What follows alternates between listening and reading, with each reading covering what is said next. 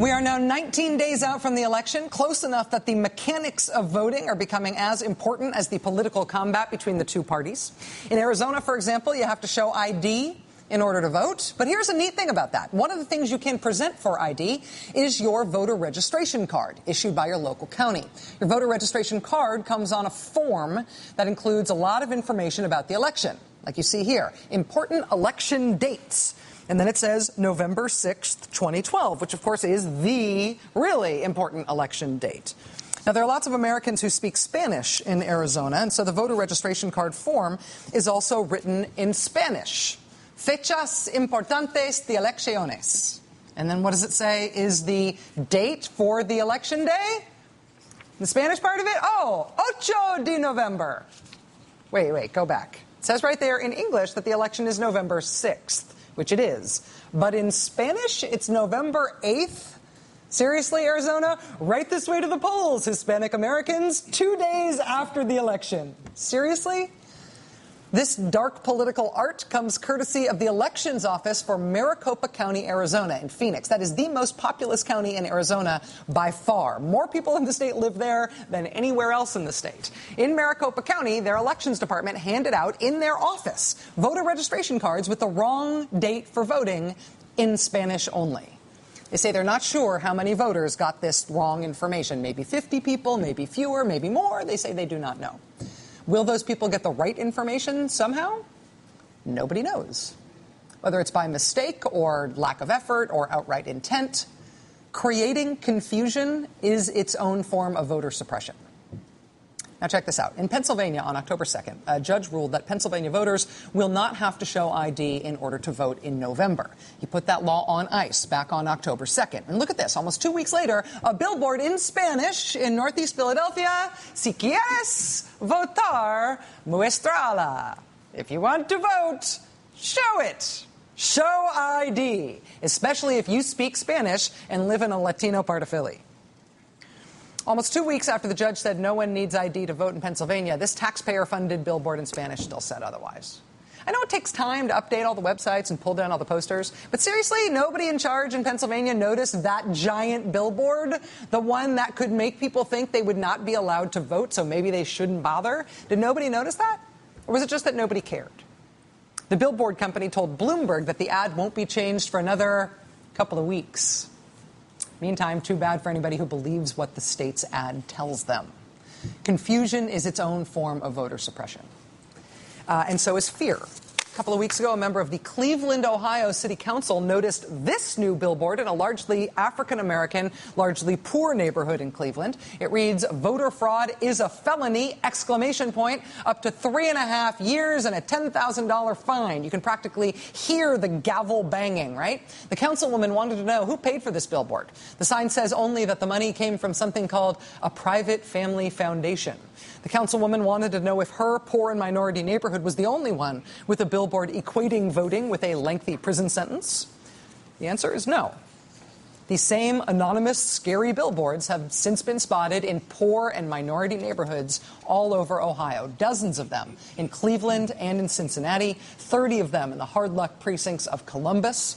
Also in Wisconsin, another swing state where these billboards have been popping up in Black and Latino sections of Milwaukee, 20 of them. 20 voting is scary billboards at least. Voting in this country is not supposed to be scary. It is not supposed to be confusing. You are not supposed to have to guess when you vote or how you vote or whether there might be different days for Hispanic Americans and non-Hispanic Americans to vote, and you have to figure out which day you should show up. You should not be pressured into believing that someone will try to send you to jail for voting.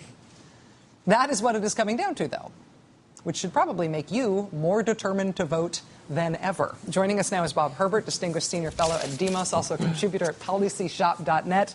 Bob, thanks for being here. Hi, Rachel. I feel like those examples are so blunt and so brutal that they're almost unbelievable. But when we first started hearing that stuff existed, I almost thought that it was a Photoshop hoax. No. But it's really happening. No. I've been covering this since 2000. We all remember what happened then. And the Republican Party and the conservatives in general have been on this voter suppression, voter intimidation kick ever since then.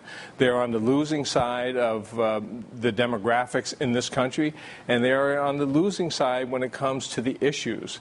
But what they're trying to do is keep as many of their opponents away from the polls as possible, and I think they've been doing a very effective job of it. This should be a much bigger story. It should be a bigger story. There's frustration, I know, from a lot of people who want this to be the biggest story in the country, but I think a lot of the reason that people get sort of stymied in trying to report on it is you get as far as paid for by a private family foundation, and you don't know who to be mad at. You just think it's gross, but you don't know how to trace it anywhere. That's why I feel like the Pennsylvania story itself ought to be of national significance, because it's the state of Pennsylvania that is still intimidating people into thinking they're not going to be able to. I completely agree. And then these issues that you're talking about tonight, that should be a bigger national story as well. But also, you've got these campaigns going where they're going to send poll watchers out on Election Day and to intimidate voters showing up at the polls. And you mentioned that chaos equates with voter suppression. So they try to foment as much chaos as possible so that if Election Day comes and you're in line for 2 or 3 or 4 hours, a lot of people will decide to turn around and go home. A lot of people have been intimidated by things like that billboard sign, but also just the word going out that something's going to happen to you, might happen to you if you show up at the polls, and you don't know whether you're committing a crime or not, when in fact all you want to do is cast a ballot. So what's happening is, voters by the scores of thousands are being intimidated in this country, and in an election as close as this one, that could end up being a determining factor. This is, to me, a strategic explanation for why the Democrats have gone so far, have pushed so hard on the idea of voting early. Right, because one thing that it does, it lets you bank votes, right. And so it's a sort of small C conservative approach to the election. No October surprise because you've already got your vote in, so it doesn't matter if anything's happening later on toward Election Day. But the other side of it is that there will be shorter lines, there's less potential for chaos, and there's more potential to make it up and actually get your vote cast in a way that it's going to be counted, if you give yourself some leeway and you don't push it till election. No question about that. But I also think that the Democratic Party and also a lot of progressive groups should have fought harder. Now, they fought the legal battles in the court, and they were very important, and they won several of them. Very successful, yeah. But I think that they should have fought more on the ground to press back against this voter suppression, which is really voter intimidation. Yeah, and we are seeing, yes, and that's what we're seeing now. After all the legal battles went the Democratic way, we are still seeing Republican officials on the ground pushing it to the limit, and in some cases beyond, in terms of what they can get. Right. Bob Herbert from Demos and Policy Shop, thank you very much for being here. Appreciate it. All right, we will be right back.